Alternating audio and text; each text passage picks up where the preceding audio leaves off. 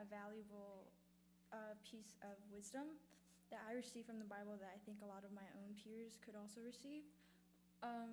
So the book that I want to talk about today is the book of Ecclesiastes. It's one of the books of wisdom in the Bible, and it's one of my own personal favorite books because I think it says a lot about the human condition. So the book is written by someone called the Preacher, who is, a lot of historians think is Solomon. He is considered to be the wisest and richest man on earth. And in this book, he takes a look at the human condition, and he basically contemplates about happiness and fulfillment. He tries to find happiness and peace in worldly things apart from God, only to be disappointed. And in the book, he discusses a lot of these things that he tried to find happiness in. So one of the first things that he tried to find happiness in was knowledge. In chapter 1, verse 18, he says, he tried to find happiness in knowledge, only to be disappointed. In chapter 1, verse 18, he says, "For with much wisdom comes much sorrow. The more knowledge, the more grief." And he also, not only in knowledge, but he also finds meaninglessness in folly as well. In chapter 2, verse 14, he says, "The wise have their eyes in their heads, while the fool walks in darkness. But I came to realize that the same fate overtakes them both." He also finds meaninglessness in toil or work. In chapter 4, verse 6, he says, "And I saw that all toil and all achievement spring from one person's envy of another. Better one handful of tranquility than two handfuls with toil and chasing after the wind." He also finds meaninglessness in selfishness. In chapter 4, verse 8, he says, "There was a man all alone. He had neither son nor brother. There was no end to his toil, yet his eyes were not content with his wealth. 'For who am I toiling?' he asked, 'and why am I depriving myself of enjoyment? This too is meaningless, a miserable business.'" He also finds meaninglessness in riches. In chapter 5, verse 10 and 13, he says, "Whoever loves money never has enough. Whoever loves wealth is never satisfied with their income. This too is meaningless. Everyone comes naked from their mother's womb, and as everyone comes, so they depart. They take nothing from toil that they carry in their hands." He also finds meaninglessness in pleasures. In chapter 2, verse 2 and 10, he says, "Laughter, I said, is madness, and what does pleasure accomplish? I denied myself nothing my eyes desired. I refused my heart no pleasure. My heart took delight in all my labor, and this was the reward for all my toil. Yet when I surveyed all that my hands had done and what I had toiled to achieve, everything was meaningless, a chasing after the wind. Nothing was gained under the sun." He also discusses popularity. In chapter 4, verse 15 through 16, he says, "I saw that all who lived and walked under the sun followed the youth, the king's successor. There was no end to all the people who were before them. But those who came later were not pleased with the successor. This too is meaningless, a chasing after the wind." He also talks about fairness. In chapter 9, verse 11, he says, "I have observed another thing under the sun. The fastest runner doesn't always win the race, and the strongest warrior doesn't always win the battle. The wise sometimes go hungry, and the skillful are not necessarily wealthy. And those who are educated don't always lead successful lives. It is all decided by chance, by being in the right place at the right time." And he talks about oppression or justice. In chapter 4, verse 1 through 3, he says, "I saw the tears of the oppressed, and they have no comforter. Power was on the side of the oppressors, and they have no comforter.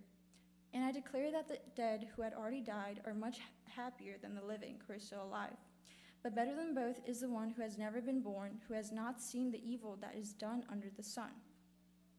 And last of all, he discusses life in general. In chapter 9, verse 3 and verses 5 through 6, he says, "This is the evil in everything that happens under the sun. The same destiny overtakes all. The hearts of people, moreover, are full of evil, and there is madness in their hearts while they live, and afterward they join the dead. The living at least know they will die, but the dead know nothing. They have no further reward, nor are they remembered. Whatever they did in their lifetime, loving, hating, envying, is all gone. They no longer play a part in anything here on earth."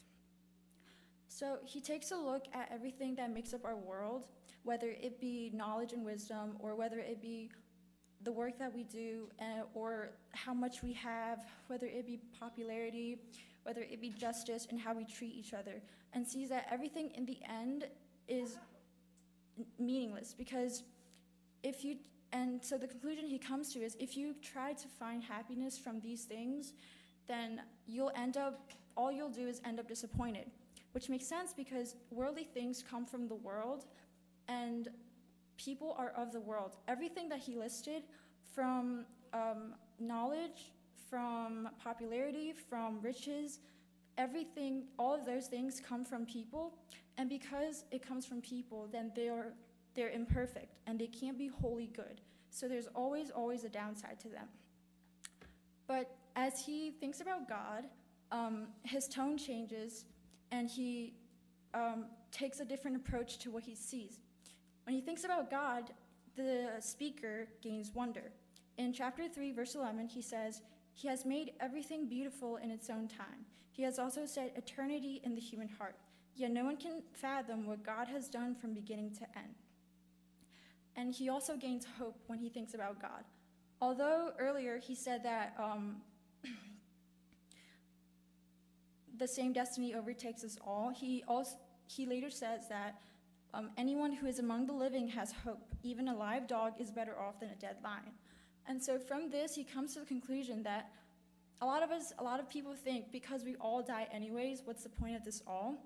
The point that he comes to in the Bible is in chapter 9, verse 7, he says, "Go, eat your food with joy, and drink your wine with a happy heart, for God approves of this.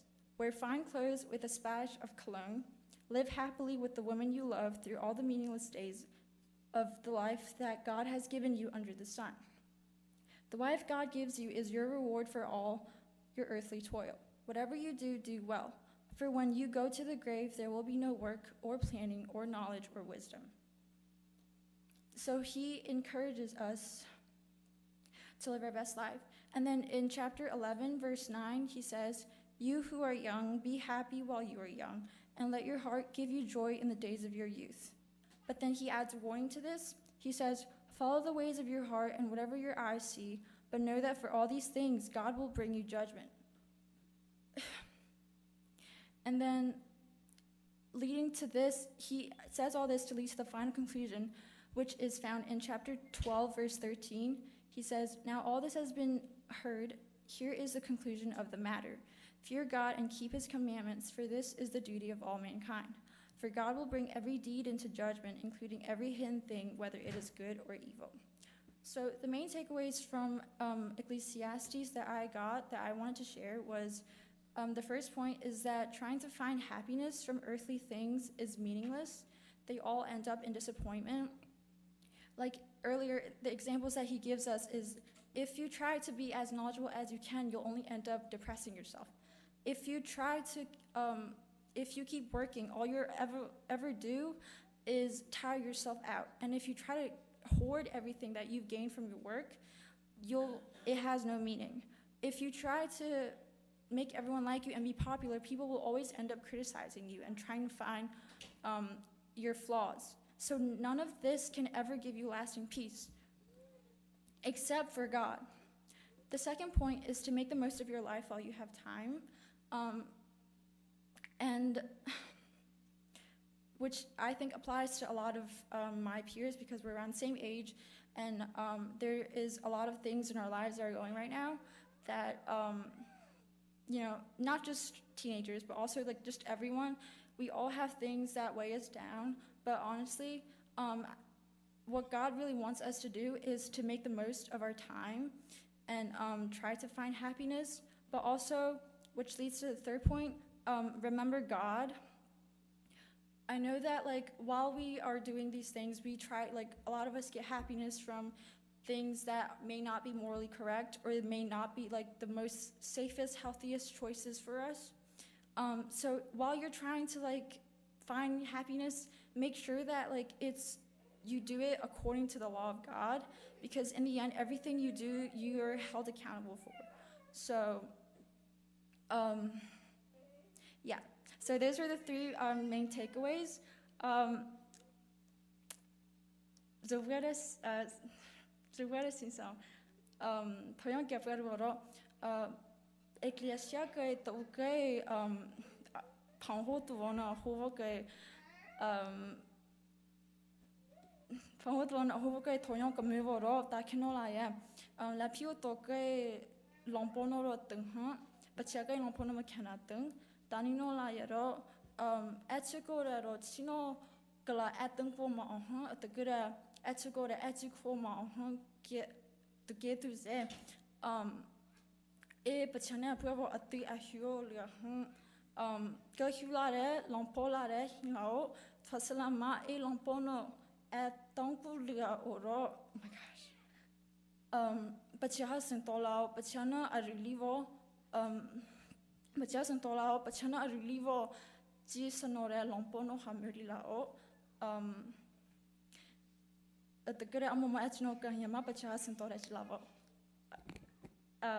chilao yeah, galampa.